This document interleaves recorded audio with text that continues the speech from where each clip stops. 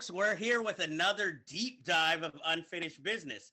I am Jeff Galashaw, and also you recognize Andre Joseph.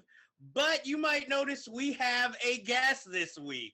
We have the illustrious Vashon Quinones as a guest. What's going on? What's going on, fellas? Thank you for having me, man. Yeah, good to have you, man. This is great. Thank you. Thank you. Glad we finally got you on. And even though Death by Temptation, I could have been on that, but it is what it is. It is what it is. Okay. sorry about that. We gave you a shout out. What else do you want? To talk about it, but okay. Hey, we can do a part two. You never know. No, but thank you. But thank you, though, man. Thank you guys for having me on and the shout out too. I appreciate it. You're welcome. Sorry, the first episode we have you on for is Cobra. You know what's crazy? Every time Andre and I get on the phone, we could be talking about politics, and somehow Cobra will find its way in the conversation. And I'm not gonna do it here, but if you get on a phone conversation, I will do my Stallone for you. Mhm. I would do my whole Fast and the Furious cast with Stallone as Dom Toretto's father. And you won't do it for the episode. Go ahead, man. Do your thing. No. Trust me, I never would have brought this movie up. This is actually Andre's pick. Yes, my pick for this month. Okay. If anybody gets mad, it was his idea. Okay. I'm just gonna start off by saying I'm not the biggest fan of this movie. So Right. recently rewatching it, Right. my thoughts are still the same about this movie. Right. I guess what I'll say, the most memorable part of this movie, Sylvester Stallone's car in Right. the movie, Right. his iconic look, which would be great if for another movie, Right. and the ridiculous villains. Right. And is this the movie where he met Brigitte Nielsen? He was No. already married. He was already married okay. this time. Mm. Yeah. Okay, because she has no impact on me watching this movie. I'm just like, you could have got anybody to play this role. Right. I know that, George P. Cosmatos is the listed director, but kind of like Poltergeist, everybody feels like Stallone really directed this movie and Right. just credited George with the movie. And So, go ahead. let me add too. It was also stated that it could have been Rick Waite, the cinematographer, that did a lot of directing too. So it was like it had many hands and on this movie too. And but I don't want to stop your flow, man. No. Trust me. I don't have much more to say about it. Trust me. Okay. This is you and Andre's show, really. Okay. Because I'm just like, I sat through it. That's all you need to know. Right. Okay. Let me first start off say like how I was introduced to Cobra, like most people, man. I remember it being a big deal, right? Like Stallone is coming off Rocky IV. Yep. He's coming off First Blood Part 2, and he is like literally box office champion at this point.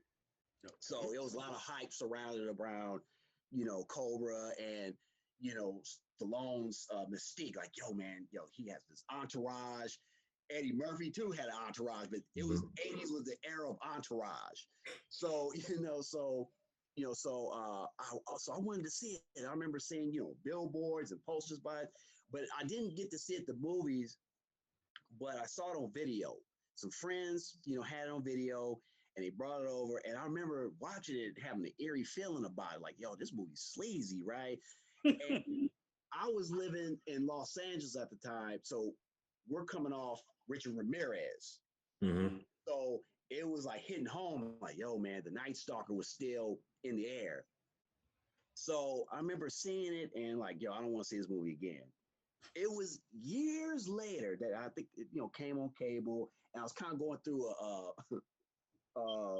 Stallone, like, I don't want to call it rebirth, but I was just watching a lot of, stuff that was considered bad Stallone, the Specialists, Assassins, and all that stuff. So I watched Cobra again, and I had a different feeling. I said, this movie's bad. and I said, like, why is it like people find this movie so appealing? And so I looked at it, and only thing I could talk like Jeff was the car chase scene was amazing. Yes. The car chase scene, you can tell like second unit and stunt people were on board that day, and Stallone was focused on this day too. Mhm. Or George P. Cosmatos, which whoever was there directing. but then the action sequences felt flat. They're just the movie should be called Montage. It was just full of montage after montage after montage, and some of the dialogue was silly. And I remember going like, what's Stallone thinking? Like for instance, I know I kind of jumped a little bit, but just doing weird things like eating pizza with scissors. I never understood that shit. And then it's in the freezer. Like that motherfucker have been like frozen, ice cold, and scissors just click. And then Stallone had a weird fascination with robots. If you remember Rocky IV, a robot was in that. He had robots and Cobra, and then it was just like it was just so odd, and some of the dialogue was silly too. And then here's another thing that kind of like, even though I'm not. It grew on me now. It grew, and like I'll put it on now and watch it. I have eyes, cheesy, whatever. But I felt like knowing the history behind Cobra, and it could have been this Beverly Hills Cop movie. It was like, oh, so you just made Dirty Harry. Mm-hmm. At the end of the day, you just made Dirty Harry, and then the gun. I mean, you even got the speech like Dirty Harry from the beginning, the bullet firing, right? And so I'm like, wait a minute. And then you have Andy Robinson, who's from Dirty Harry. Mm-hmm. Randy Santoni, who's from Dirty Harry. And then the whole, this killer is Scorpio. Yeah. All over. And so it's like, oh, so, yo, man, all this hype was that you just wanted to make a Dirty Harry movie. That's all it was. It was just Stallone playing Dirty Harry. So so it was like, drop down. So so let me jump to the action real quick, and you go ahead, John. It's just like on an action level, it's kind of disappointing because none of the scenes feel like silly, Dutch angle shots that make no sense. Like I said, the montage, the cutting back and forth with, like it'll do a close up of the I can't think of. I'm gonna call it the Uzi, like, and then guys, it's just lame. So it on the action level kind of just drops a bit.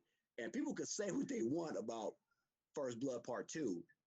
First Blood Part 2, as silly as that movie is action masterpiece. How it's cut together, the bullets wrap around, cocking the gun. And I suspect even in that movie, Jack Cardiff, who was a director for Dark of the Sun. If you've never seen that movie, please watch it. I know Suicide Squad is out right now. If you want to see a good Men of Action movie, check out Dark of the Sun. Now, that cinematographer was on Rambo Part 2.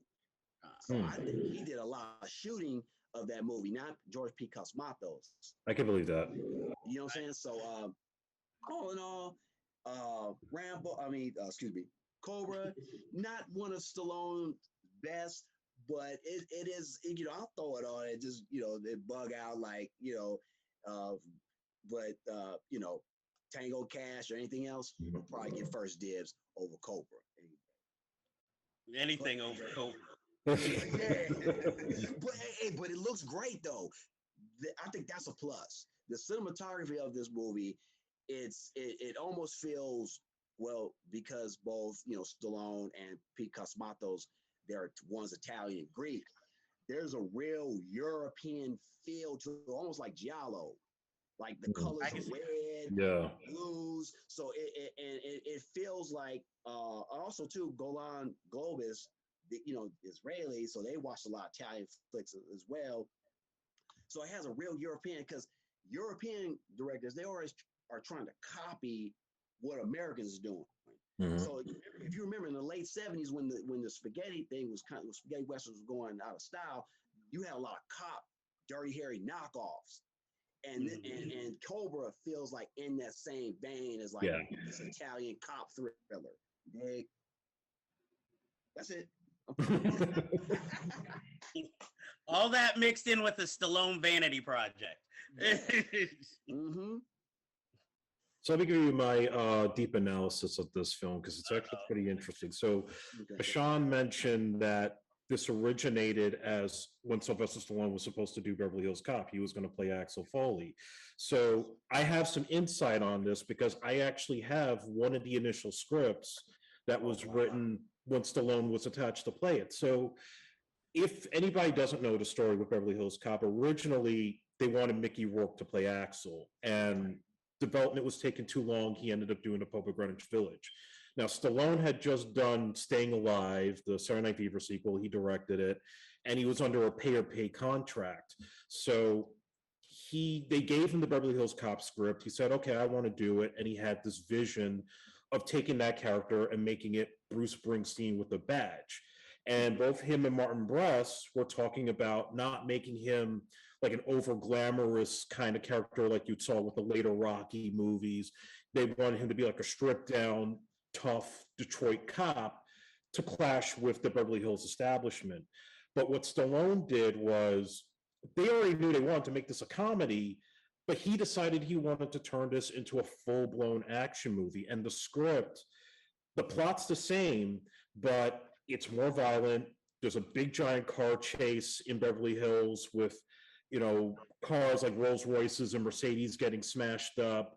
And also he was going to carry an Uzi. There was going to be a big car chase at the end with the Ferrari, and he was going to have like a GTO with the turbo boost, just like in Cobra.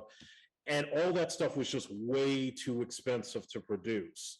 So they just said, well, listen, you could take this character and you could do something else with it at another studio. Just don't take the plot.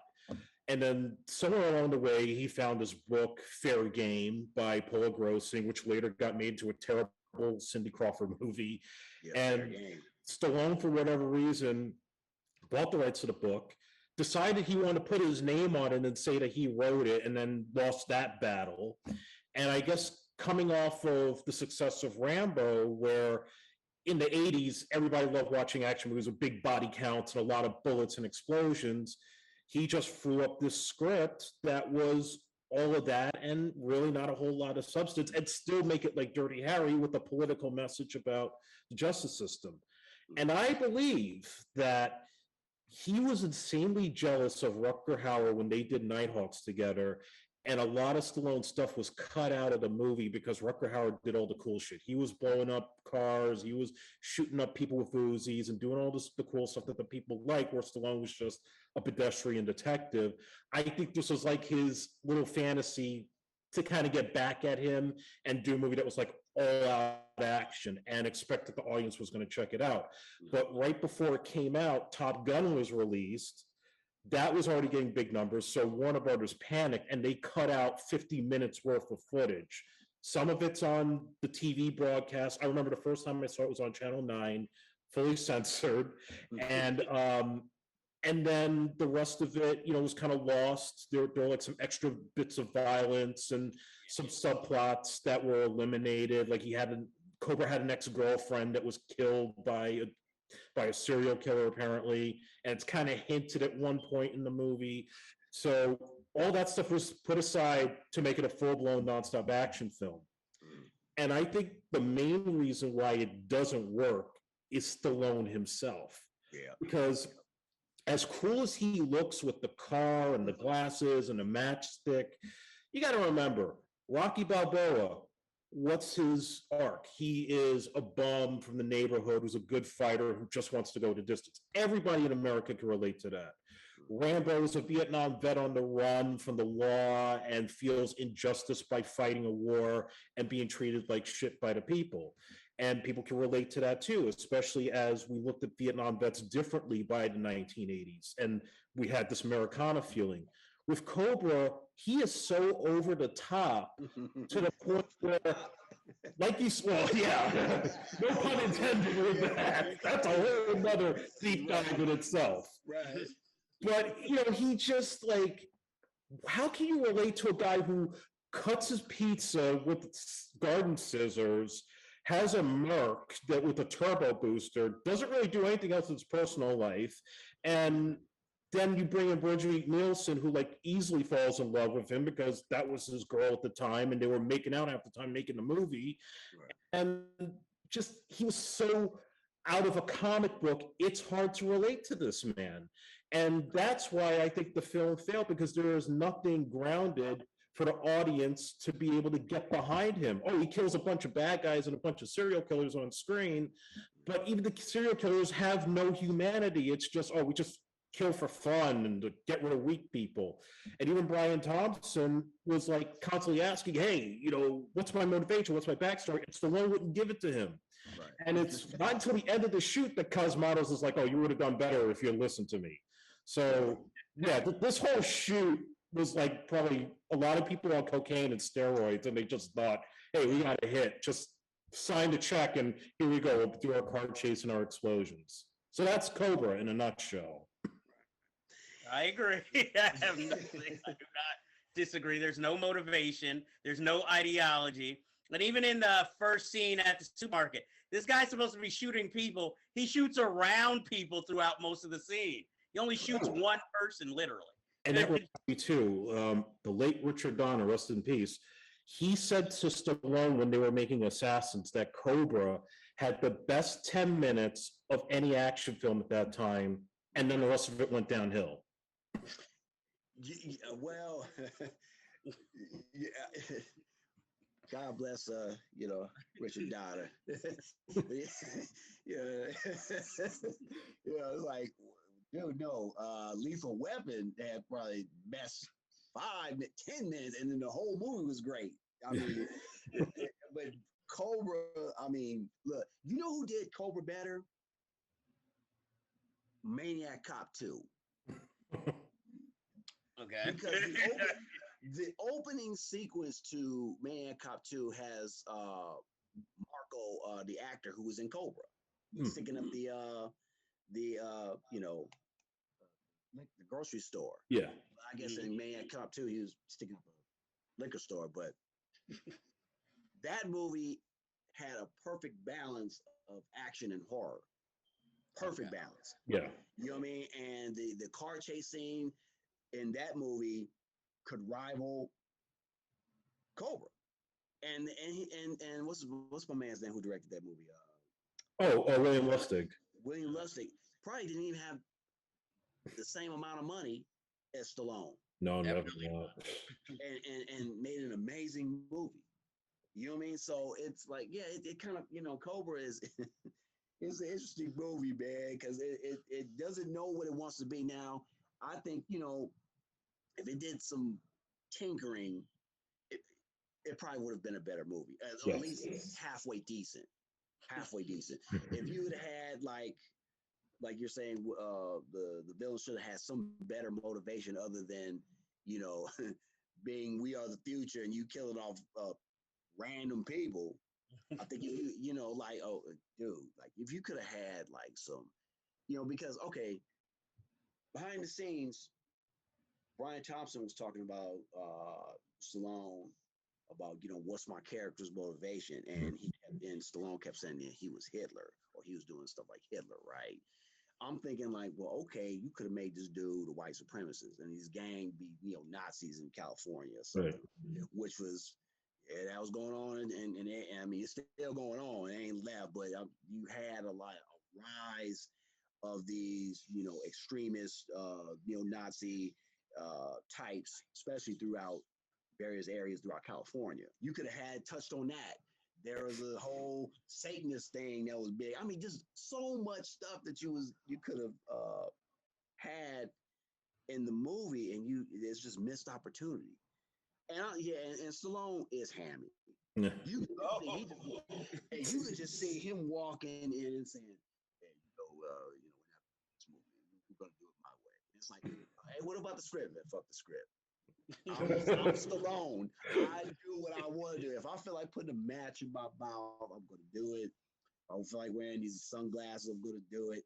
Who's going to tell me no? Who's going to tell me no? You know, you know, we're talking about star power. His power is so huge. I mean, you know, he could write his own ticket. You know, but again, like I said, I just finished watching before I got on, and I don't hate it anymore. I don't hate it, but I don't. It's like okay.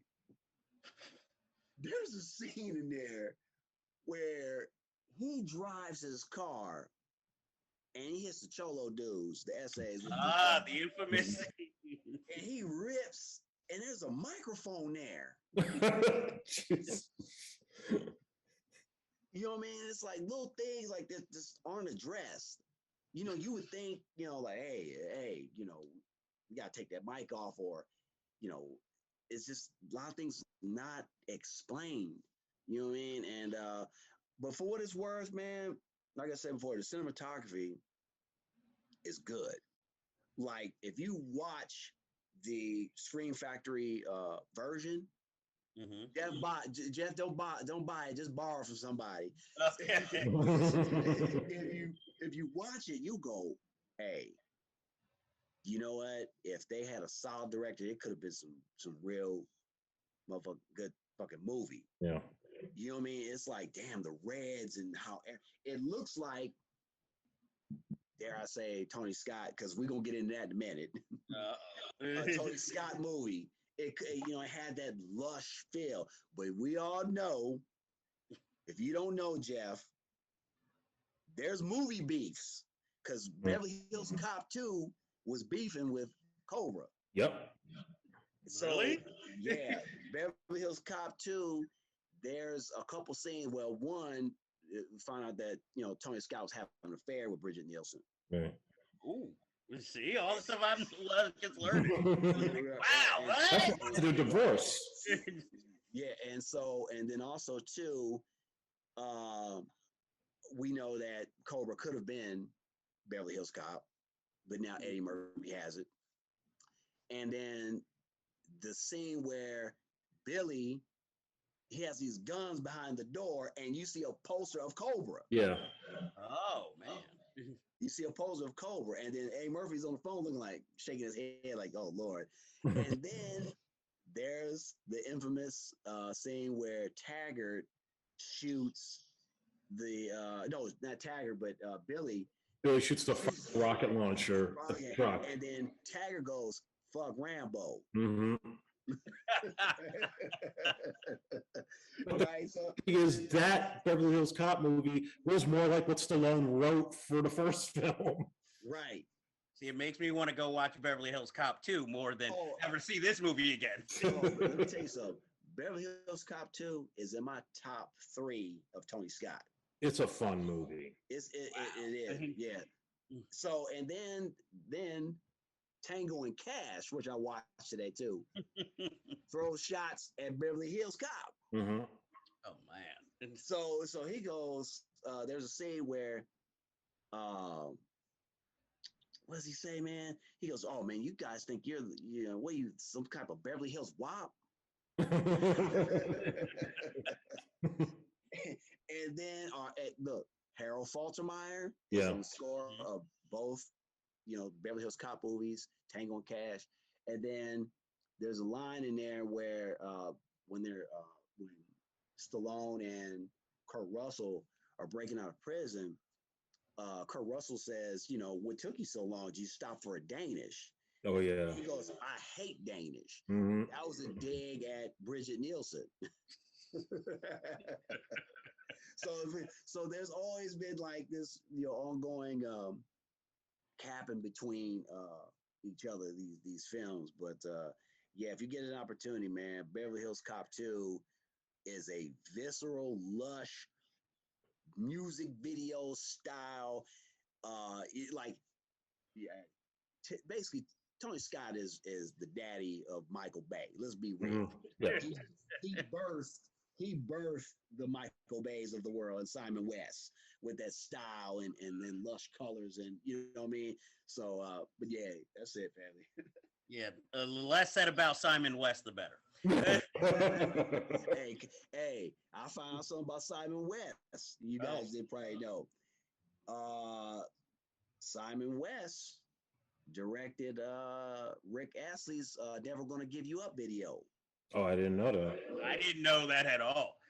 That's probably his best work then. Billion views on YouTube. Hey, Con Air was a joint. It's a fun movie. People could bash it all they want to. Dude, compared to what? Tomb Raider? I put Con Air. Come on, Tomb Raider. Come on, man. I didn't even pay for that, and I'm still mad. Yeah, me neither. Right? So, yeah, Con Air, because it had that Jerry Bruckheimer, that flavor, that sprinkle of the burnt orange skies and all that. You know what I mean? So, but I only like the movie for the cast. That's the only thing I like about it. Hey, casting, what is it? Casting is what? Come on, Andre. Casting is what? 75% of the movie, 90%. Yeah, it's 90%. And that's the thing that saves that film, definitely. Hey, listen, whatever saved it. Hey, Con Air is Simon West's best movie, and okay, The Mechanic is next, but I agree with you so far on your list. Yeah, Mechanic is next, but yeah, Tomb Raider and all that. But I like how he just got fuck Cobra. We gonna go talk about Simon. Well, I could circle back to Cobra because Stallone, I know for years wanted to do a sequel. And because the movie didn't do that well, I mean, it wasn't a flop. It made money overseas, but domestically, it was nowhere near Rocky IV or Rambo First Blood Part 2. So sequels plus Canon went bankrupt, so that wasn't happening.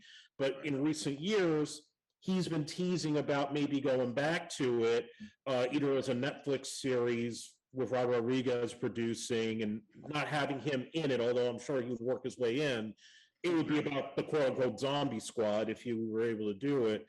And then sometimes he'll go on Instagram and post a picture of the mark and say, oh, maybe I might be tinkering with something. But then again, Stallone, he's like trying to go back to the well, like Demolition Man 2, he's writing, he's doing Nighthawks as a TV series. He's even thinking about Rambo, a Rocky prequel. I mean, he's at that point where he knows it's kind of at the end, so let me just go back to the hits. I don't know if everybody wants it. He wants a Tango and Cash too, and Kurt Russell's like, I'm retired now. I'm not going back to that. But you know what though, man? If they do Cobra, if they just personally just put it on stream, put it on Hulu or something, I would prefer Frank Grillo be the new Cobra. I can see that. Because he has kind of like a Stallone feel to him. But like I said, had you had a solid script and a director, I think you probably would have had at least not a great movie, but somewhat a decent in the Stallone canon, right? Like it could have been something, but. He just walked up on set and pretty much just told, hey, everybody, they had fun on Warner Bros. Expense. That's how I felt about Tenet. He spent most of the shoot just like Bridget Nielsen, Brian Thompson would shoot close-ups, and Stallone would be like watching a basketball game, probably like a Laker game or something. And by the way, this is probably like the DVD that came out back in 2000s has the worst audio commentary in cinematic history. And it's George P. Cosmatos just saying nothing. He just sits there, it's like, oh, he goes to the car, good lighting on the window. There's Stallone with the glasses, the match. Like, it is so dull. You could tell this guy didn't really do this movie. Yeah. There's quite a few people who I don't listen to audio commentaries on, and George P. Cosmatos is one of them, man, because his accent is real heavy. Yeah, he's a smoker, and is he Greek Italian? Oh, I have no Yeah, idea. I think he's Greek. yeah. So I think he's Greek, right? So so his voice is very heavy when he talks. With the bullets and like, he's like, hey, Stallone, just strap the bullets around you, and it's like, brother, stop it. You know what I'm saying? So, but yeah, man, more power to you if you think you can get it. But hey, you know what? I look at it like this, man. People laugh at Stallone. They laugh at the his slurry speech and all that. Say what you want. That motherfucker finds a way to stay in the picture. He Oh finds yeah, a no, he's a way. hero of mine. Like he still with Rocky and Ryan, but like he's still an inspiration no matter what. But this was in that period where Right, he was making so much money, everybody was kissing his ass. So it was like, right. remember he got 12 million for Over the Top. So he was like the highest paid actor in America. Everybody wanted that money. So yeah, it was like he didn't give a shit at that point, but it Right, cost him in the long run because right. everything he did after that, except for maybe Cliffhanger, only did okay overseas, but then here nobody cared. He tried to do the Schwarzenegger act, which I think he was trying to do here, but he tried to do it straight and nobody cared. Whereas Schwarzenegger does something like Commando and it's tongue in cheek, and people just grasp onto that. Like they love the one liners and the fact that it doesn't take itself serious. Whereas Cobra was like a horror movie, but with a lot of action in it, and people could connect this the same way. Yeah, At least, Go ahead, Jeff. Sorry. no, I was just gonna say that's the one thing I always respected about Sylvester Stallone. At least he puts his heart into some of Right. his projects. Yeah. So he's always trying. He's not just I'll show up, I'll star in it. Okay, I'm gone. He's not You Bruce Willis. No. And now that he's not getting his brother work, Frank Stallone, in his movie. Yeah. But yeah, He'll do a soundtrack every now and then, but that's it. yeah, yeah. Stallone, man. Yeah, he's the interesting dude, especially the '90s, man, because Oh yes. at this point you can tell that Schwarzenegger pretty much knocked him off his square and was top dog in terms of popcorn action entertainment. And then Cliffhanger came out with that, in my opinion, was a better Die Hard. I love Die Hard 2, but if someone say Die Hard 2 or Cliffhanger, I'd be like Cliffhanger. Uh, Yeah, so, I can see that. I could Yes. see that. I'm not going to necessarily agree, but I can see that. yeah, but because it's like the scope of that film and the mountains and everything was much more of a risk than an airport. I mean, it was just like when you look at I think was it Alex Thomas who shot it? I think so. Yeah, Al Thompson. That vast, I mean, and that opening sequence was money with the girl falling. I mean, that was pretty amazing. And then, of course, we all know why Demolition Man did well. My boy Wesley. We all know that man right there on that wall was and you know what? And to be honest, that's what I think killed a lot of Stallone and Schwarzenegger, because now in the '90s, I like how we just transitioned there to Wesley. Oh, good. But because now you have with black movies being quote unquote successful, right? So you have New Jack City that's successful. You had House Party that was successful. You had later Boys in the Hood, and but Wesley Snipes, he is black matinee, which we never had in a long time. I mean, Eddie Murphy tried, but he didn't have that thing that, yo, man, that brother's cool. I want to be like Wesley. You know what I'm saying? Like, so Wesley came in and shook the game up in terms of action genre. So when you went to go see Demolition Man, yeah, we love Stallone. But Wesley, that's the dude. he had all the lines. Yeah, that seems to be your boggle, my boggle. Yeah, anytime a black man got blonde hair, one blue eyeball, I mean, you know he's gonna steal the scene. I thought it was like a still from Meteor Man as a kid when I saw it in a magazine. You know, like, and so it was like, yeah, so yes, so Stallone and all these guys, really Stallone, they didn't really adapt. No. They couldn't, you know, they had though. I mean, their movies were starting to well.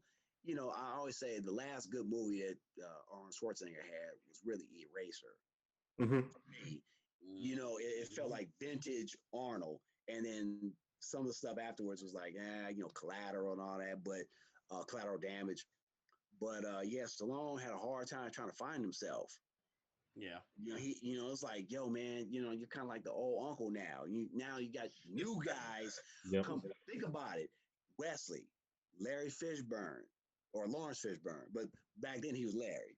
Yeah. Larry was cooler than Lawrence. So you had you know, well, Denzel didn't really do genre stuff. He did Brooke Rock. Yeah, What, you gonna say Ricochet next? I liked Ricochet. Oh, no, we gotta do a deep dive on Ricochet. Yeah. I don't mind. Listen, man.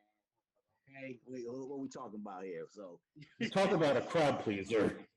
dude, all right. So yeah, so Stallone, you know, and Arnold, they had to fall to the wayside because now you have the emergence of the black hero come into play in the 90s. Mm-hmm. So, you know, yeah. Yeah, because Stallone even went back to try drama with Copland. Which was good, but it didn't do what it needed for him to come back. Right.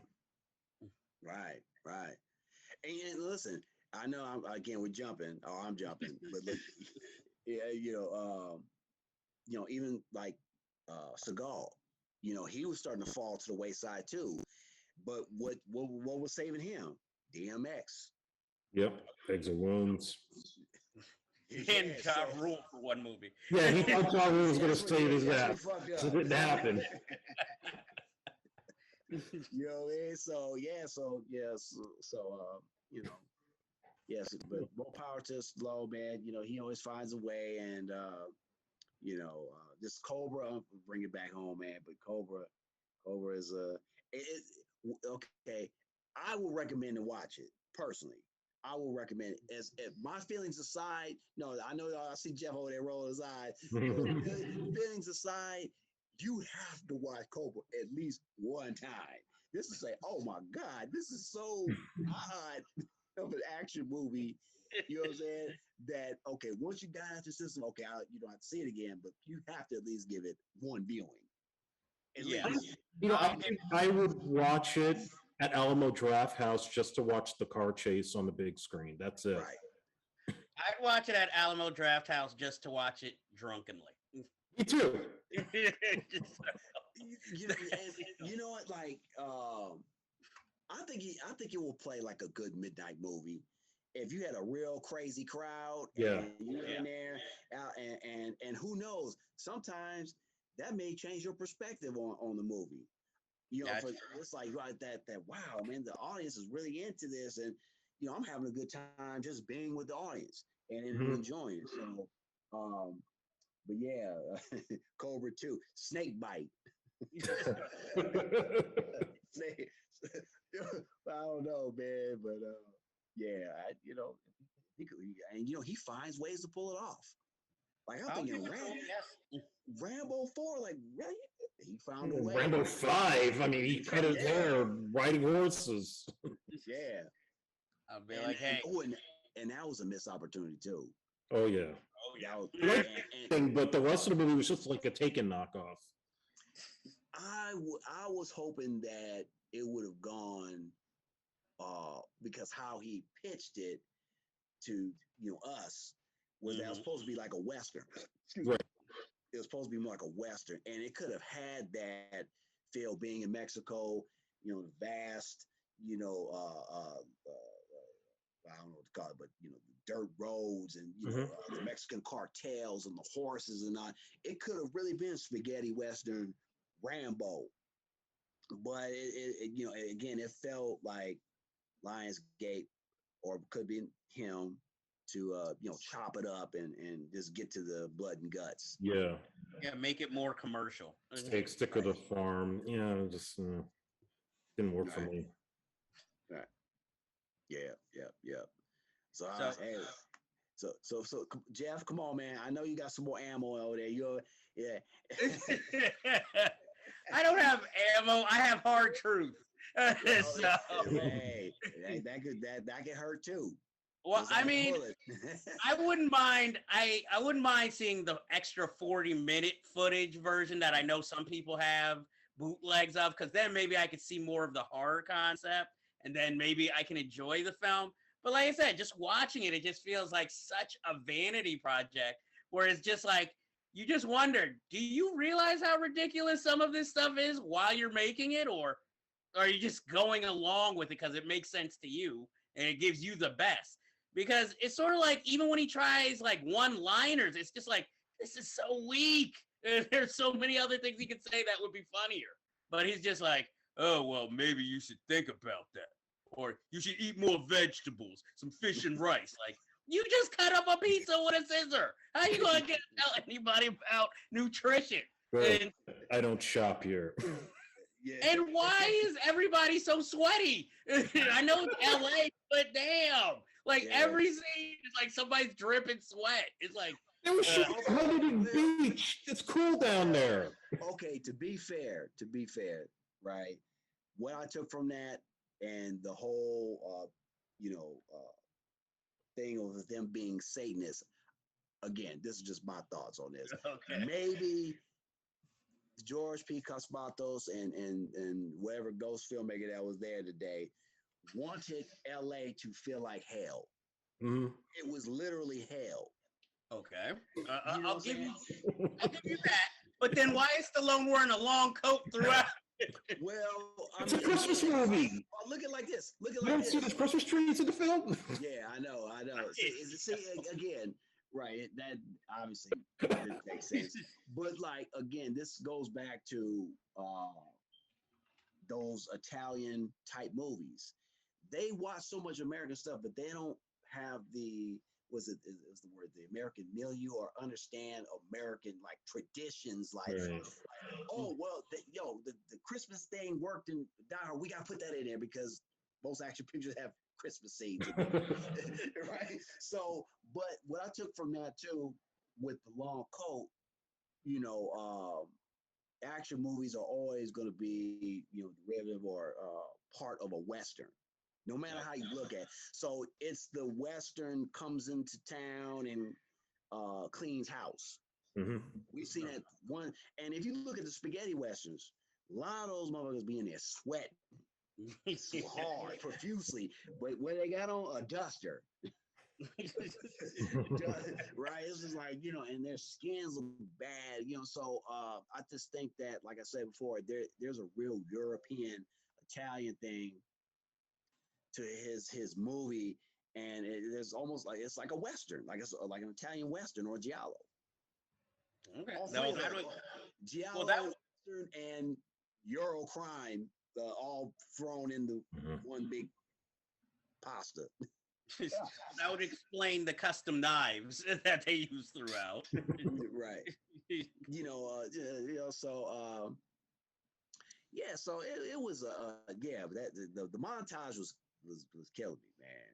It was like too much, yo. Love too much. But yeah, so that's my recommendation. At least see it one time. One time. That's all I ask. I ain't say you gotta, you know, watch it every day, or you know, because I know Jeff over there. He'll probably watch it when we leave. He ain't fooling nobody. Yes, I'll still be like, what do they see in this? What is happening? Hey, right? And look, but let me pan this camera down. Let me show y'all something. Though. I'll show you. No. Yeah. Hey, I found this joint So I had to get it. Had to get it. It's the most memorable thing about the movie is that poster. Dude, That's true. It sets you up. Mhm. I mean, for what it's worth, that red and the beam, infrared beam and all that, I would have that on my wall. Yeah. I sure would. Damn right. Yeah, that's a damn bomb ass poster. Mhm. Real talk. Real talk. That's a bomb poster. And in the 80s, boy, they love infrared. You gotta have infrared. Oh yeah. He saw Terminator and said, "I want that in this film." Yeah. but you know what though? I wouldn't be surprised because if you notice, both these guys have Ray-Bans and they have the match in their mouth. Mm-hmm. John Woo in Better Tomorrow. Yeah. With the match. So I wonder who copied who. Good question. It's not like John Woo ain't watch it. John Woo probably said, Chow, I like the red bands with the stick in the mouth. You know what I'm saying? So, but hey, I don't think I think we covered the Cobra. Yeah. We shot the more shit than I expected. Mm-hmm. There was a video game, but it can't afford the Commodore 64. Oh, wow. And it sucked. Well, it was the first movie I remember satirized in Mad Magazine that I actually remembered. But it was even before I even saw the movie. So. Okay. Check this out. I was a big fan of a show called Sledgehammer. Oh, yeah. Oh, yeah. Oh. Mm-hmm. He's in the movie. Yeah. Photographer. And right. And also, if you remember in Sledgehammer, episode 4, I'm a big fan, so I'll show you. Mm-hmm. Right? Because I even got the DVD. But Sledgehammer goes and makes fun of Cobra a lot throughout that show, and Dirty Harry. So there's that too. Maybe he didn't have a fun time making that movie. Oh shit! You know what? Hey, if that check cleared, you had a good time. True. And they kind of made fun of it in Hollywood Shuffle. Remember, like in the end, he's playing the pimp, and like he started to contemplate walking off the set. You have a guy dressed like Stallone as Cobra complaining to like a PA, "Oh, I need, I want my agent, I want my money, I want my orange juice," or some shit like that. But yeah, like a big gun with him. He was basically doing Stallone right there on the set of Cobra. Hold on. He goes, it's a 38 kill day. I need to kill more people. I'm the hero. I'm the hero. So, yeah, man. But I've got nothing else, family. What little tidbits you have, Andre? I guess the last thing that I'll say, because you had mentioned this to me when we spoke about it over the phone one day, about how the movie was originally supposed to end. Right. So, like I said, there were a lot of script changes, but one of the major changes was the Andy Robinson character, who the one cop giving him so much shit throughout the was going to be revealed as the real gang leader, which would have explained why you had that female cop on the force who was part of the gang and knew where everybody was. Apparently, there was a whole ending where Cobra was supposed to confront him, rip his shirt off, and he has the tattoo on his chest. And I guess Andy Robinson said, "Well, why don't you just punch me instead? So I don't have to go 3 hours with the makeup." And so Stallone just said, "Okay, just punch him out." And then that was the end of it. So no explanation whatsoever. And I thought, that could have been an interesting way to end it, at least maybe to set up a sequel. Yeah. Could have. Yep. I agree. But he didn't want to sit his lazy ass in the chair, get the tattoo, and fucked up a major plot point. And man, he would have got hit for real. Worse than Dirty Harry. Yeah. I was like, what? I mean, dude, you could have set it up for a good sequel, and you said, "Oh, I don't want to sit 3 hours and Like, what else did you have to do that day? Yeah, I know. Exactly. I got nothing else. Okay, so no last words for Cobra. I think we had plenty of them for Mhm. Right. more than I expected, actually. So see, Cobra is as a discussion topic. So I say, if you want to watch it, take your risk, go see it. Tell us what you think, at least, so we can read your opinions on it. Right. But this will end this week's business of unfinished business. But there's always plenty of unfinished business. So I want to thank Vashon for being our guest, Thank you. and definitely want to see you back here again as often as possible. Great. Thank you. Andre, thank you for always being here every. Right. Okay. Usually we have this thing at the end of episodes where we recommend a film because they're fucking awesome. And as a guest, we're gonna let you do this week's recommendation. Okay. Please do not be this movie. No. In fact, it's right here. It was just released. Okay. On Criterion. It's called Deep Cover.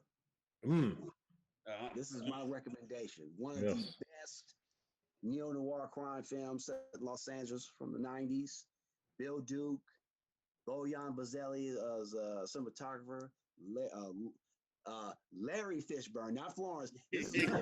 Larry was the shit before he got Shakespearean on my ass. But this film right here is definitely one of my probably say top 10 favorite crime movies set in Los Angeles. Right? Criterion did a wonderful job on this. 4K, crisp and clean, no caffeine. You can see it's beautiful, right? Also, too, some nice little artwork in here. I don't think you can see it, but you have I can see it. And Jeff Goldblum. But yeah, it's definitely one of my favorites. And if you get an opportunity to see it, if you haven't seen it, check it out. If you have seen it, watch it again and again and again. This is one of my favorites, one of my personal favorites. So there, Vashon has recommended Deep Cover. If you couldn't see the cover, I also agree that is a fucking awesome movie. And of course, it has the late greats Clarence Williams III in the cast, and it also has the late great Suzanne Douglas in the cast. Right. So recently passed. No, she was not in that. Oh, that was Victoria Dillard. Oh, okay. Oh, okay, Andre, edit that out. My bad. That was Victoria Dillard. But real quick, maybe we could talk about Deep Cover some other time. But Deep Cover was originally supposed to be a sequel to Internal Affairs. Oh, okay. I didn't know that. Yeah, the Andy Garcia character was supposed to be the Lawrence Fishburne character. No shit. Yeah. So it's a wonderful movie. Man, I wish I can't talk about Deep Cover enough. But yeah, the print is. You see it, you go, whoa, man! It's just like, you know what I mean? Yeah. Yeah. So that's it, man. Deep Cover. That's my recommendation. Okay, so that is this week's show. You know where to contact us. If not, look at the show notes, and we can't wait to see you next time, guest. Yep.